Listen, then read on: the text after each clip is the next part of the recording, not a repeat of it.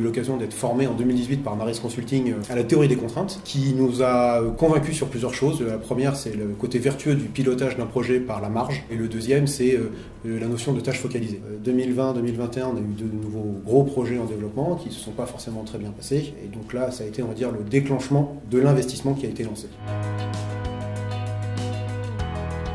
On avait deux principalement. Le premier, c'est se convaincre de l'investissement à faire, une prise de conscience. Et puis le deuxième, c'était convaincre les gens, l'équipe, etc.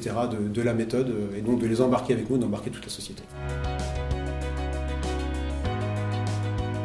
D'abord, on a eu un diagnostic de la part de Maris Consulting sur quelques jours qui nous a permis en fait, de bien identifier en fait, les faiblesses et ce qui allait, ce qui n'allait pas. On est dans notre business tous les jours et donc un peu la tête dans le guidon. Donc ça, c'était nécessaire de nous sortir de ça et donc d'avoir ce diagnostic. La deuxième phase, c'était bien entendu former les équipes. Ça, c'était fondamental, les former à la théorie des contraintes, les former à cette nouvelle méthodologie.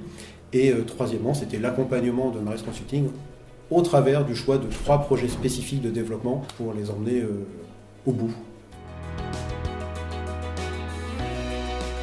Le premier, c'est qu'on a du coup acté le dégoulottage du laboratoire, donc avec des ressources supplémentaires, qu'on a acté aussi le dégoulottage du bureau d'études avec la mise en place également d'une ressource supplémentaire pour traiter des sujets spécifiques. On a également décidé de réduire, on va dire, les priorités sur certains sujets spécifiques. Et enfin, de mettre sous contrôle les plannings des 3 projets dont je parlais tout à l'heure, qui à ce jour sont parfaitement sous contrôle.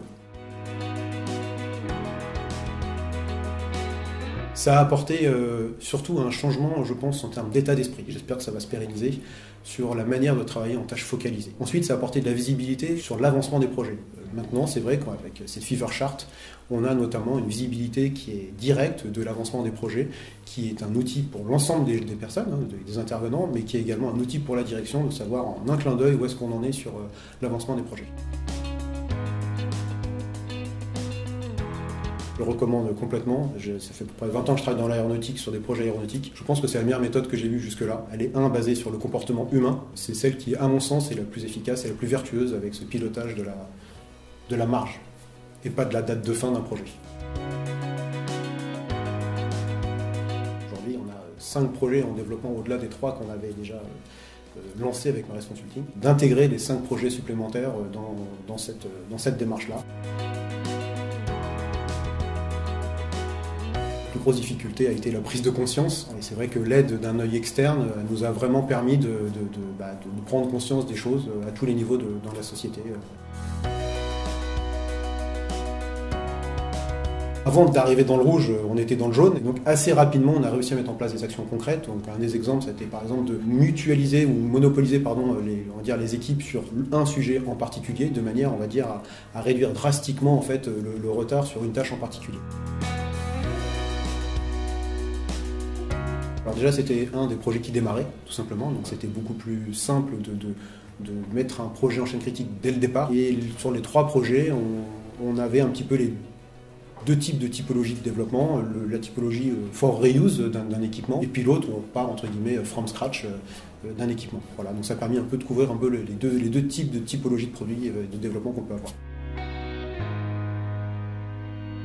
Le diagnostic, la formation, l'accompagnement, et j'insiste sur le côté bienveillant de tout ça. Faire un diagnostic pour dire aux gens, voilà, il y a ci et ça qui ne va pas, c'est pas évident. Et donc là, ça a été fait avec beaucoup de bienveillance, et je pense que c'est aussi pour ça que ça a été extrêmement bien perçu des équipes, que ce soit de la direction et à tous les niveaux de l'entreprise.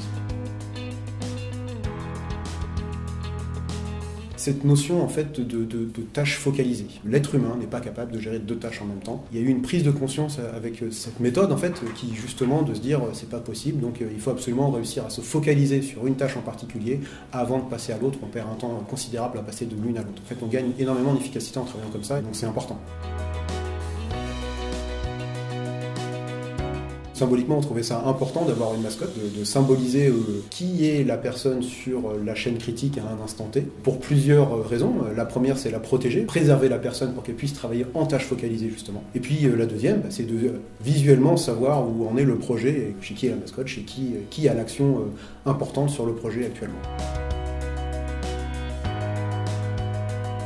Il y en a certaines sur un projet en particulier, parce que le planning est extrêmement challenging. Donc déjà, même en le mettant en chaîne critique de base, il est compliqué. Malgré tout, il faut faire le maximum pour y arriver. Donc du coup, comment mettre ça en œuvre dans un planning chaîne critique, c'est pas évident. Et surtout là, la difficulté, sur les autres, j'ai aucune crainte sur la mise en œuvre.